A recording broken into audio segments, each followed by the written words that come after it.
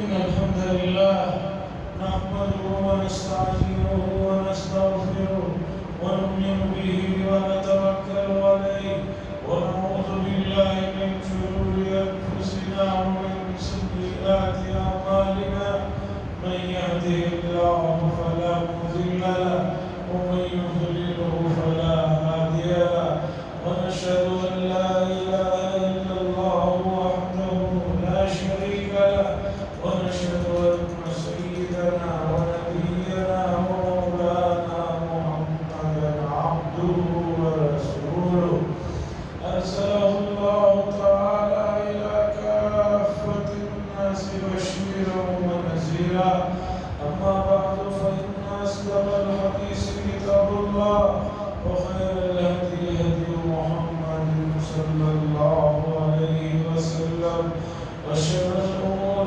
محدثاتها وكل محدثة بدعة وكل بدعة ضلالة وكل ضلالة في النار.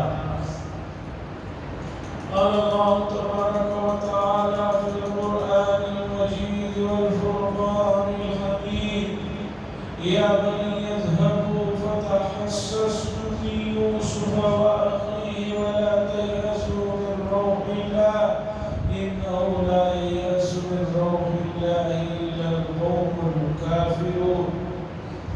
وقال صلى الله عليه وسلم بعثت لأتمم مكارم الأخلاق أو كما قال صلى الله عليه وسلم. عزیزان گرامی، قرآن مجید میں انبیاء علیہ السلام کے واقعات کو اللہ نے ذکر فرمایا اور ہمارا یہ ماننا ہے اہل سنت والجماعت کا کہ حضرات انبیاء علیہ السلام اس روئے زمین کے سب سے اعلیٰ اور افضل اور لائق اور بہترین انسان ہیں جن کو اللہ تبارک و تعالیٰ نے ابتدائی میں نبوت کے لیے چن لیا تھا. اور حضرات انبیاء علیہ السلام کے واقعات قرآن نے جو بیان کیے اس میں خاص قرآن مجید نے ان چیزوں کو یا ان باتوں کو ذکر فرمایا جو ہمیشہ انسان کے لیے ضرورت کی ہے اور کام آنے والے. اور انبیاء کے واقعات میں قرآن نے فرمایا یوسف علیہ السلام کا جو واقعہ ہے یہ احسن القصص ہے، بہترین واقعہ ہے، بہترین قصہ. حضرت یوسف علیہ السلام کا جو واقعہ قرآن نے کہا احسن القصص بما اوحینا، ہم آپ کے سامنے بہترین واقعہ سناتے ہیں. اور قرآن مجید میں اکلوتے پیغمبر ہیں حضرت یوسف علیہ السلام جن کا پورا واقعہ ایک جگہ شروع ہو کر آخر تک پہنچتا ہے. یوسف علیہ السلام کے واقعات میں بے شمار چیزیں ہیں، ان تمام کو تو نہ اس وقت سنایا جا سکتا ہے، نہ اس کا موقع ہے، نہ وقت گنجائش دیتا ہے. میں ان کے والد محترم حضرت یوسف علیہ السلام کے والد محترم حضرت یعقوب علیہ السلام کی ایک بات جو قرآن مجید نے ذکر فرمائی اسے سنانا چاہتا ہوں. اور کیوں سنانا چاہتا ہوں؟ اس لیے سنانا چاہتا ہوں کہ موجودہ زمانے میں حضرت یعقوب علیہ السلام کی یہ بات انہوں نے جو اپنے بیٹوں سے کہی تھی وہ بات کی اس وقت امت کو شدید ضرورت ہے. اور امت اگر اس بات کو سمجھ لے گی تو امت جو احساس برتری میں ہے اس سے اوپر اٹھا ہے. اور احساس برتری سے اوپر اٹھ جانا یہ بہت بڑی نعمت ہے، بہت بڑی دولت ہے. اس لیے کہ احساس برتری नाउम्मीदी, मायूसी, ये चीजें इब्तिदा में कुछ महसूस नहीं होती ज्यादा, लेकिन यही चीजें आगे बढ़ते बढ़ते आदमी को इंतहाई डिप्रेशन की तरफ लेकर चले जाते हैं। और आदमी जब डिप्रेशन में जाता है तो उसके बाद सख्त कदम उठाता है, और सख्त कदम ये है कि बहुत से लोग खुदकुशियां कर बैठते हैं। डिप्रेशन का शिकार बहुत से लोग हर किस्म के काम से अपने आप को अलग कर लेते हैं, और वो समझते हैं कि अब मैं किसी लायक नहीं हूँ, किसी काबिल नहीं हूँ, अब मेरा वजूद कोई माने नहीं रखता। हम कैसे कह दें कि रब ने अहसन तकलीम जिसे फरमाया कि अपने बेहतरीन सूरत में जिन्हें बनाया और जिनके लिए पूरी कायनात को खिदमत में लगाया, वो किसी काम का नहीं है, वो बेकार है, फालतू है। कायनात में कोई चीज बेकार और फालतू और बेमकसद और लायक नहीं है। हर चीज एक मकसद के लिए, एक काम के लिए पैदा की गई है। तो हजरत इंसान से बड़ी कौन सी चीज हो सकती है जो ये समझे कि मैं किसी काबिल नहीं। अज़ीज़ान इज़्ज़ात, बात यह है कि इस मौजू को इसलिए मैंने चुना कि अभी कल इलेक्शन हुआ है, फिर आने वाले कल में रिजल्ट है, और इसी तरह अभी 5-6 दिन पहले SSLC का रिजल्ट आया है। इसी तरह नीट का जिन बच्चों ने एग्जाम लिखा है उनका रिजल्ट आने वाला है। उसके बाद CET का एग्जाम होगा, फिर उसका रिजल्ट आएगा। ये इंसान की जिंदगी में अहम मरहले हैं। SSLC का रिजल्ट अहम मरहला, नीट का रिजल्ट अहम मरहला, और इसी तरह अभी इलेक्शन हुआ है, उसका रिजल्ट कल आने वाला। ये एक अहम मरहला होता है। अब आदमी इसमें जो उम्मीदें लगाया हुआ होता है, जो वो सोचा हुआ होता है, जरूरी नहीं कि उसी तरह का नतीजा है। जरूरी नहीं है कि नतीजा उसी तरह का, उसके सोच से हटकर भी नतीजा, उसने सोचा था कुछ, हो जाता है कुछ। और यही चीजें तो हैं जो इंसान को ये बात बताती हैं कि वो इस कायनात में हर चीज पर मुकम्मल कादिर नहीं है। उसके ऊपर भी कोई जात है जो वो सोचता है उससे हटकर चीजें होती है। पूरी प्लानिंग होती है, पूरी मेहनत होती है, पूरी कोशिश होती है, लेकिन नतीजा जो है जैसे सोचा था वैसा नहीं आता।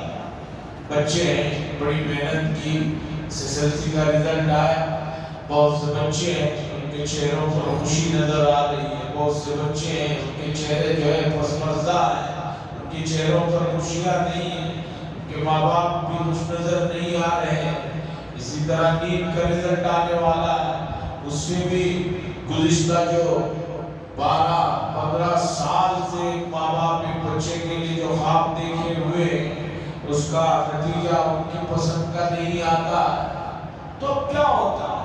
आदमी जो है मायूस हो जाता है, डिप्रेशन में चले जाता है, परेशान हो जाता है। लेकिन डिप्रेशन में जाना, मायूस होना, परेशान होना इस दर्जे में कि अपने आप को कोसने लगे, ये मसले का हल नहीं। आपने मेहनत किया, इलेक्शन में वोट डाला, आपने दुआ की, आपने कोशिश की, नतीजा आपकी पसंद का नहीं आया। मसला अब नहीं आया तो डिप्रेशन में जाने का मसला नहीं है, मायूस होने का मसला नहीं है, बल्कि मसला ये है कि आपको गौर करना चाहिए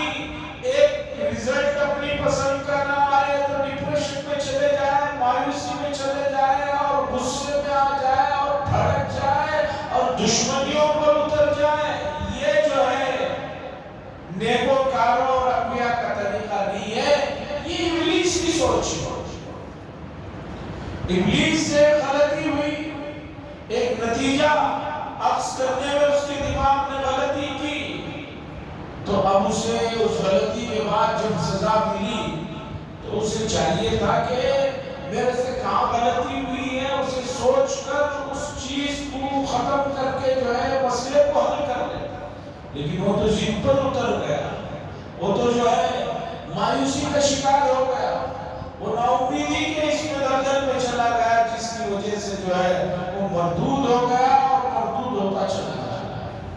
تو اچھے لوگوں کا طریقہ یہ ہے مثبت سوچیں، کہیں رزلٹ اپنی پسند کا نہ آئے، ایسنسی میں بچے کا رزلٹ اپنی پسند کا نہیں آیا ہے، مایوس ہونا اور نا امید ہونا نہیں چاہیے، بلکہ سوچنا یہ چاہیے کہ کہاں ہمارے سے ماضی میں مشکل ہوئی ہے، اب ہمیں کہاں غور کرنا چاہیے۔ مجھے بھی اس مرتبہ کا جو رزلٹ آیا ایسنسی کا، اس سے کوئی خوشی نہیں ہوئی زیادہ، مجموعی طور پر ہو سکتا ہے کہ بہت بچے کامیاب ہوئے ہوں، لیکن جو 4 بچے پورے اسٹیٹ میں، پورے صوبے میں جو ٹاپ جنہوں نے کیا، ان 4 بچوں میں ہماری امت کا کوئی بچہ نہیں ہے۔ 100% جو مارکس آئے پورے اسٹیٹ میں 4 بچوں کے آئے، ان 4 بچوں میں ہمارے اپنے کوئی بچے نظر نہیں آئے۔ اب سوچنا یہ ہے کہ کیوں نظر نہیں آئے، حالانکہ گزشتہ کے مقابلے میں، گزشتہ سے پیوستہ کے مقابلے میں گزشتہ محنتیں زیادہ ہوئی، مجموعی طور پر ہر جگہ محنتیں ہوئی، کوششیں ہوئی، پھر کیوں رزلٹ نہیں آیا؟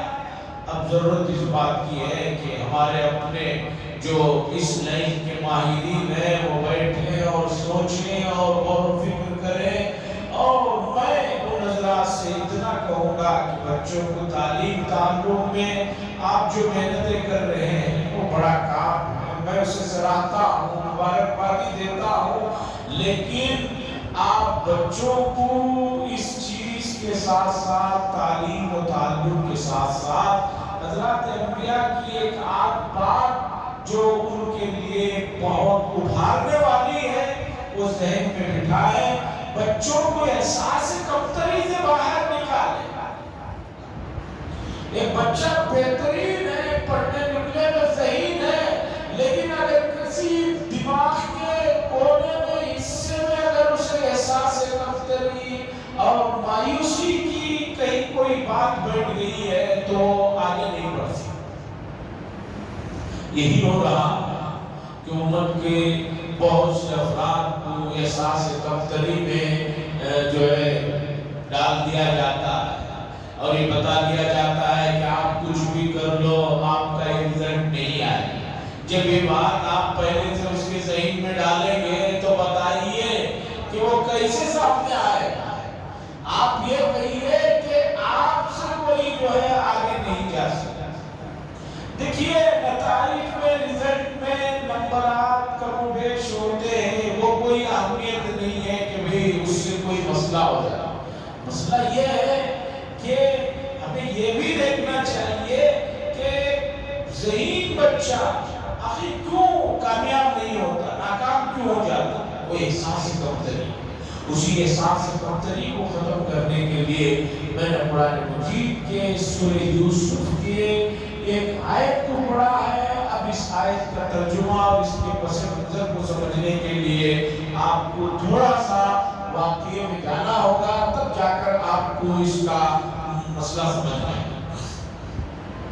جیسے کہ آپ حضرات کو معلوم ہے کہ حضرت یعقوب علیہ السلام جو حضرت اسحاق علیہ السلام کے فرزند ہیں اور حضرت ابراہیم علیہ السلام کے پوتے ہیں، ان کے فرزند یوسف علیہ السلام جو پیدا ہونے کے بعد چند ہی سالوں میں چھوٹے بچے رہتے ہیں، ان کو ایک خواب نظر آتا ہے، اور وہ خواب جب اپنے والد سے اس کی تعبیر پوچھتے ہیں تو والد صاحب کو معلوم ہو جاتا ہے کہ میرا بیٹا آگے چل کر بڑی شان والا ہے اور نبوت سے سرفراز کیا جائے گا۔ لیکن اس درمیان میں حضرت یوسف علیہ السلام کے 11 بھائی حسد میں اور دشمنی پر اتر جاتے ہیں، اور یہ سمجھتے ہیں کہ یوسف کی موجودگی کی وجہ سے شاید ہمارے والد ہم پر توجہ نہیں دے رہے ہیں، یہ کہہ کر یوسف علیہ السلام کو کنویں میں ڈال دیتا،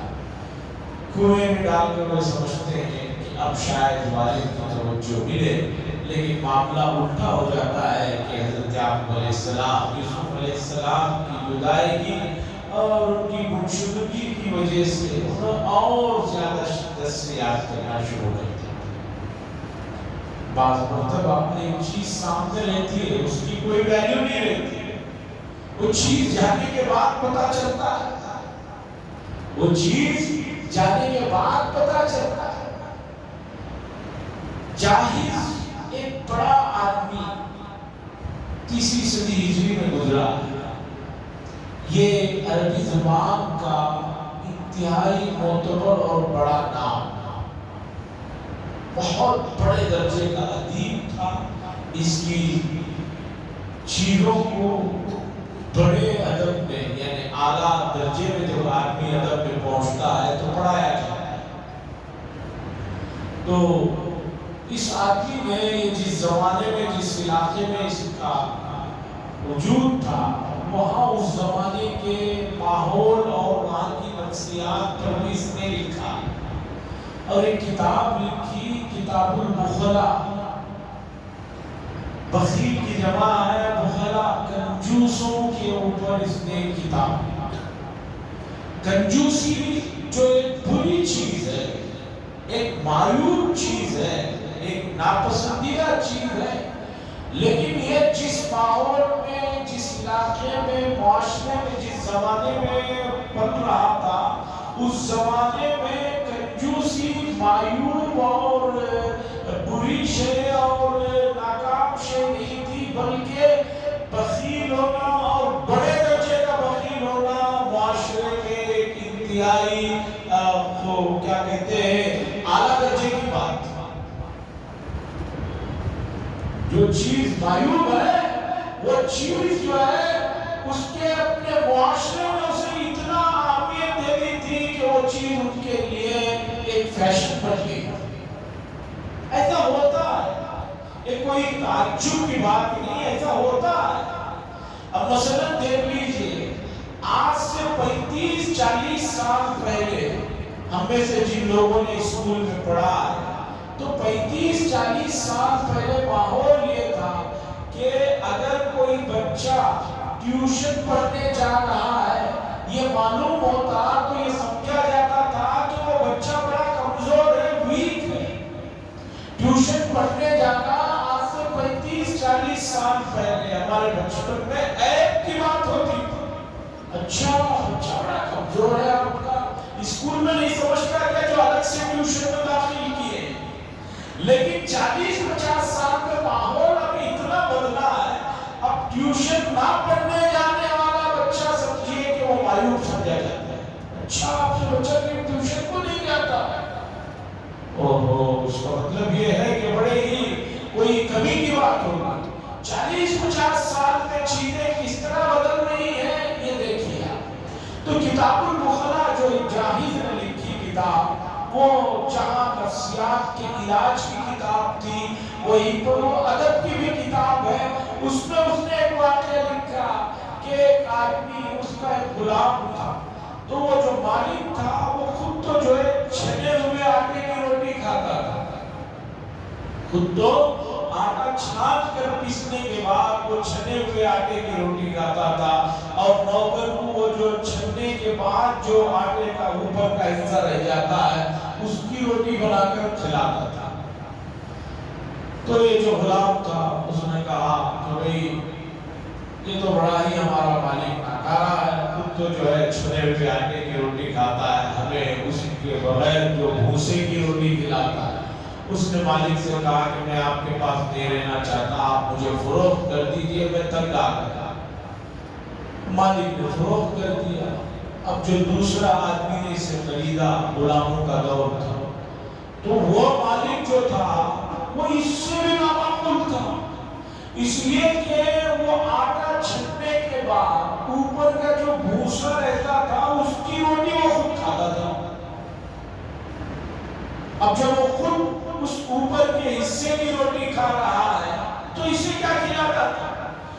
کیا کھلاتا تھا کہ تندور میں روٹی بننے کے بعد جو اطراف میں تھوڑی کچی رہ جاتی ہے، تھوڑی جو ہے جل جاتی ہے، یہ بیچ کی روٹی کھا کر یہ وہ روٹی اسی کھلاتا تھا۔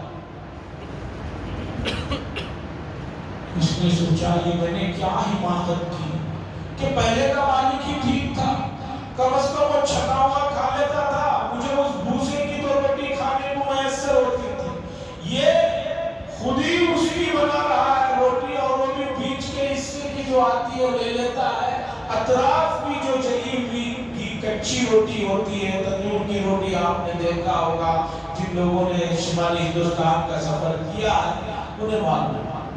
ابھی پریشان ہو گیا، اس نے کہا یا اللہ پہلے ہی والا بہت اچھا ہوتا، یہ میں نے کیا حماقت کی، یہ میں نے کیا حماقت کی کہ میں نے یہ جو ہے مالک بدلا ہے اس سے نہ کرا۔ اس نے سوچا شاید آج سدھرے گا، کل سدھرے گا، وہ مالک تو سدھرنے والا نہیں تھا۔ اس نے پھر اس مالک سے کہا کہ میں تمہارے یہاں نہیں رہنا چاہتا، مجھے فروخت کرو اور کسی کو دے۔ اس نے کہا کیوں؟ کہا کہ بھئی ایسے حال ہے۔ اس نے کہا ٹھیک ہے چلو تمہیں فروخت کر دیتے ہیں۔ اب اس نے فروخت کیا، تیسرے آدمی کے پاس گیا۔ اب تیسرا جو آدمی تھا اس نے سوچا کہ وہ اچھا ملے گا، مجھے بھی اچھے کھانے کو ملے گا۔ وہ آدمی ان دونوں سے ناکارا تھا، وہ آدمی ان دونوں سے بھی ناکارا تھا۔ وہ اس طریقے پر کہ وہ آدمی جو تیسرا اسے خریدا تھا، اس کی آٹا چھاننا، وہ روٹی بنانا یہ چکر ہی نہیں تھا۔ اس نے نوکر سے کہا کہ بھئی جاؤ وہ جو اندر کی روٹی نکالنے کے بعد جو چیز ہوتی ہے اسے پھینک دیتے ہیں یا رکھ کر جمع کر کے فروخت کرتے ہیں۔ آج بھی یو پی میں ایسا ہوتا ہے، اسے لوگ خرید کر اس روٹی کے کونے کے حصوں کو پانی میں ڈال کر وہاں پر بھینسوں کو اور گایوں کو کھلاتے ہیں تاکہ وہ دودھ زیادہ ہے۔ ابھی جو تیسرا ملا وہ ایسا تھا کہ اس نے کہا کہ وہ جو فروخت ہوتے ہیں گائے بھینسوں کے لیے روٹیوں کے ٹکڑے کونے کے، وہ خرید کر لاؤ۔ اب یہ خرید کر لایا تو اس میں سے اس نے جو کچھ تھوڑا حصہ اچھا ہوتا تھا وہ مالک کھاتا تھا، وہ جو بالکل ناکارا ہوتا تھا اس سے کہتا کہ تم یہ کھا۔ اس نے کہا یہ کیا ہو گیا کہ پہلا میں نے سمجھا وہ ناکارا ہے، دوسرا اس سے ناکارا نکلا، تیسرا اس سے ناکارا نکلا، اب اس نے آگے جو ہے کبھی فروخت کرنے کی بات نہیں۔ پہلے مالک نے کبھی مل کر کہا کہ بھئی کیسے ہو؟ اس نے کہا کہ بڑی بری حالت میں ہوں۔ تو اس نے کہا کہ تم اس سے بھی کہہ کر پھر فروخت کرنے کے لیے کہہ دو کسی اور کے پاس چلے جاؤ۔ تو اس غلام نے کہا کہ 3 ہاتھ بدلی ہو چکا ہوں، اب تیسرے کے پاس کیسی حالت ہے، خدا جانے چوتھے کے پاس جاؤں گا تو وہاں اور کتنی بدتر حالت ہوگی، اسی حالت میں بیٹھی۔ تو بتانا یہ ہے کہ انسان بڑا ناشکرا ہے، انسان بڑا جلد باز واقع ہوا ہے۔ یہ میں نہیں کہہ رہا ہوں، قرآن مجید کہہ رہا ہے ان الانسان خلق ہلوعا اذا مسه الشر جزوعا واذا مسه الخير منوعا وكان الانسان كفورا۔ تو بات چل رہی تھی حضرت یعقوب علیہ السلام کے فرزندان نے اپنے بھائی کو کنویں میں ڈال کر یہ سمجھا کہ اب باپ کی محبت ملے گی، لیکن معاملہ الٹا ہو گیا کہ جو ہے اور زیادہ شدت سے آتی ہے۔ آپ آئیے واقعے کے پورے جزیات کی طرف نہیں، اہم اہم چیزوں کی طرف آئیے تاکہ جو ہے مجھے جو اصل بات موجودہ وقت میں بتانی ہے اسے سمجھانے میں آسان۔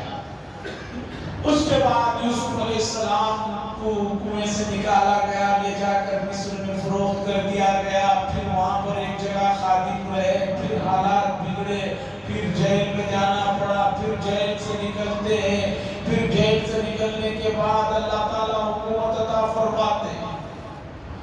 روایتوں کے مطابق یوسف علیہ السلام کو جب کنویں میں ڈالا 14 سال کے درمیان کی عمر تھی، اور ان کے بھائیوں سے جو ملاقات ہوئی ہے، والد سے جو ملاقات ہوئی ہے، تو اس وقت حضرت یوسف علیہ السلام کی عمر 50 سے زائد تھی۔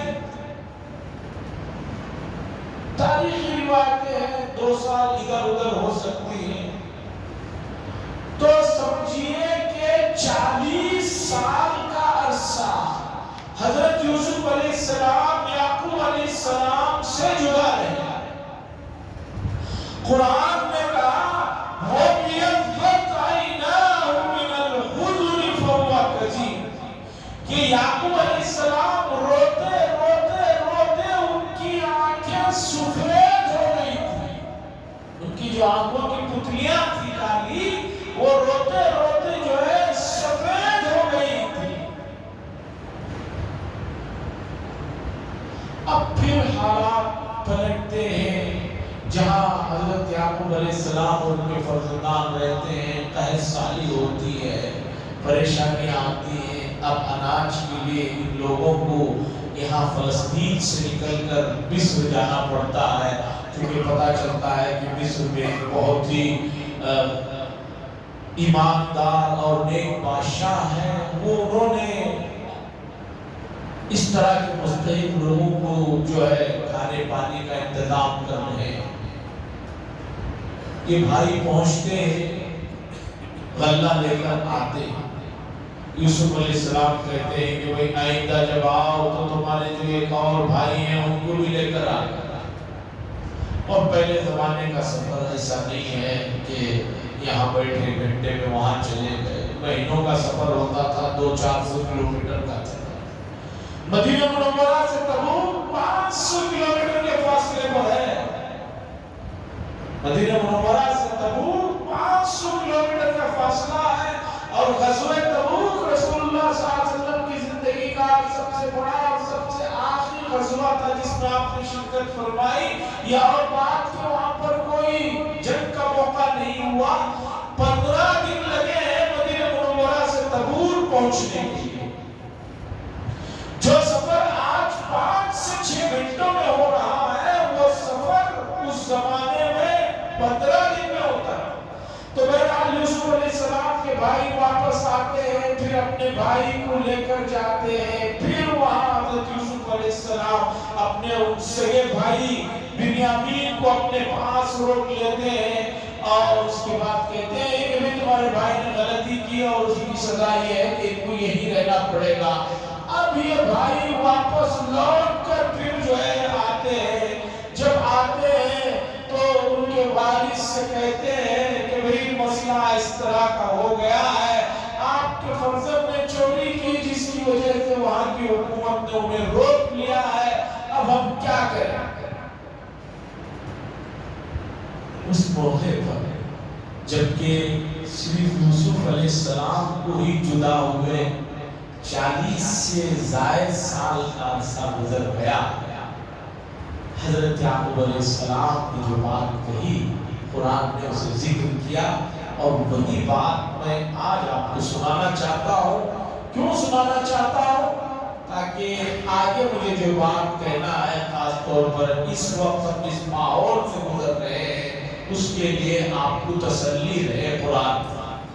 حضرت یعقوب علیہ السلام نے فرمایا یا بنی اذهبوا، اے میرے بیٹو جاؤ، فتحسسوا من یوسف واخیہ، جاؤ یوسف کو اور ان کے بھائی کو تلاش کرو۔ چھوٹے بیٹے یعنی بنیامین تو جو ابھی وہاں پر گئے تھے جنہیں روک لیا گیا تھا، ان کا نام پہلے نہیں لے رہے یعقوب علیہ السلام، بلکہ کہہ رہے ہیں کہ جاؤ یا یوسف کو اور ان کے بھائی کو تلاش کرو۔ اس کے آگے کہتے ہیں کیوں؟ وَلَا تَيْأَسُوا مِن رَوْحِ اللَّهِ، اللہ کی رحمت سے مایوس مت ہونا۔ یوسف علیہ السلام اگرچہ 40 سال پہلے کھو چکے ہیں، لیکن ابھی بھی انہیں تلاش کرو۔ کیوں؟ اس لیے کہ اللہ انہو لا ییأس من روح اللہ الا القوم الکافرون، اس لیے کہ اللہ کی رحمت سے مایوس صرف جو ہے اس کے نافرمان اور منکرین بندے ہوتے ہیں، کفار و مشرکین ہوتے ہیں، تمہیں مایوس ہونے کی ضرورت ہے۔ اور جاتے ہیں اور دیکھیے کہ یوسف بھی مل جاتے ہیں، ان کے بھائی بھی مل جاتے ہیں۔ ہمیں قرآن کے اس واقعے میں حضرت یعقوب علیہ السلام کی یہ بات اللہ نے سنائی کہ آدمی کو مایوس اور نا امید نہیں ہونا چاہیے۔ 14ویں پارے میں اللہ فرماتے ہیں وَمَن يَقْنَطُ مِن رَحْمَتِ رَبِّهِ إِلَّا الظَّالِمُونَ، اللہ کی رحمت سے وہی لوگ مایوس ہوتے ہیں جو ظالم ہوتے ہیں، جو ایمان والے نہیں۔ اب سنیے، وہ یہ ہے کہ ابھی قریب میں یہ SSLC کا رزلٹ آیا، اسی طرح آگے چل کر نیٹ کا رزلٹ آنے والا ہے، اسی طرح اس کے بعد CET کا ایگزام، پھر اس کا رزلٹ آنے والا ہے، اور اس سب سے بڑھ کر کل آنے والے کل میں ہمارے اپنے صوبے کے الیکشن کا بھی رزلٹ آنے والا ہے۔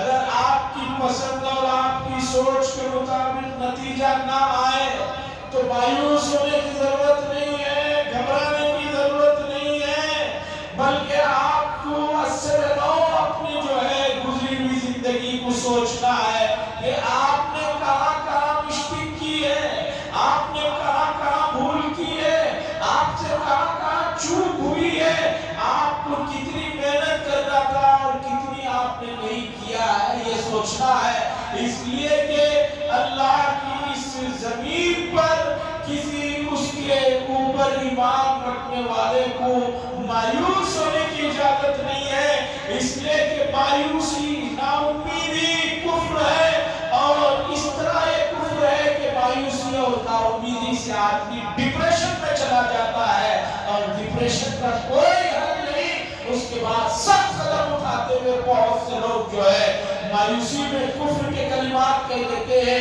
یا خودکشیاں کر لیتے ہیں۔ اس لیے عزیزان گرامی، آپ قرآن کی تلاوت کا جو معمول میں نے گزارش کی تھی کہ ماہ مبارک کے بعد بھی روزانہ قرآن مجید کی تلاوت کا معمول رکھیں، اس طرح کی آیتیں، اس طرح کے جملے، اس طرح کے جو ہے اشارے آپ کو ملیں گے کہ یہ اشارے آپ کو جو ہے ان تمام پریشانیوں سے نکالیں گے، اور آپ کے اندر قوت، طاقت، ہمت، اور آپ کے اندر اور آگے بڑھنے کے جستجو کے لیے قرآن مجید کی ان ہدایات کی جو ہے نسبت ضرورت ہے۔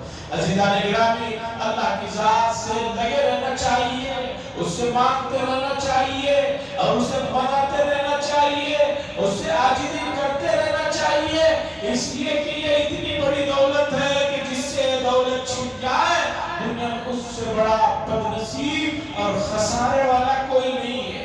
اس لیے اللہ کے ساتھ بنے رہیے، لگے رہیے، اور اپنے مسائل کو ذکر کرتے رہیے، انشاءاللہ العزیز نتائج آئیں گے، بہتر آئیں گے، اچھے آئیں گے، آپ کو خوش کرنے والے آئیں گے، اور اگر نہ بھی آئے تو آزمائش ہے، امتحان ہے، اپنی کمی، اپنی نقص، اپنی کوتاہی کی طرف توجہ کریں، اس لیے کہ دنیا آج ختم نہیں ہو جا رہی ہے، دنیا اور بھی آگے ہے، آج نہیں تو آنے والے کل میں آپ کے بچے آپ کو خوش کریں گے۔ اس لیے امتحان کے نتائج کے بعد اگر پسند کا نتیجہ نہ آئے تو بچوں پر بھڑکنے سے، ان پر غصہ ہونے سے، ان سے مایوس ہونے سے مسئلے کا حل نہیں ہے، بلکہ ان کو ہمت دیجیے، ان کو جو ہے اور جو ہے ان کا جو ہے آگے بڑھنے کے جذبے کو ابھاریے، اور کہیے کہ بیٹا بڑے لوگ ہی گرتے ہیں، شاعر نے کہا گرتے ہیں شہسوار ہی میدان جنگ میں، وہ طفل کیا گرے جو گھٹنوں کے بل چلے۔ بڑا آدمی اگر گھوڑے پر سے گرتا ہے تبھی وہ مشہور ہوتا ہے، جب فلاں صاحب گر گئے، بچے روزانہ 50 مرتبہ گرتے ہیں، اسے کون پوچھتا ہے؟ تو اس لیے مایوس ہونے کی ضرورت نہیں ہے۔ وآخر دعوانا الحمدللہ رب العالمین۔ تو اندر کے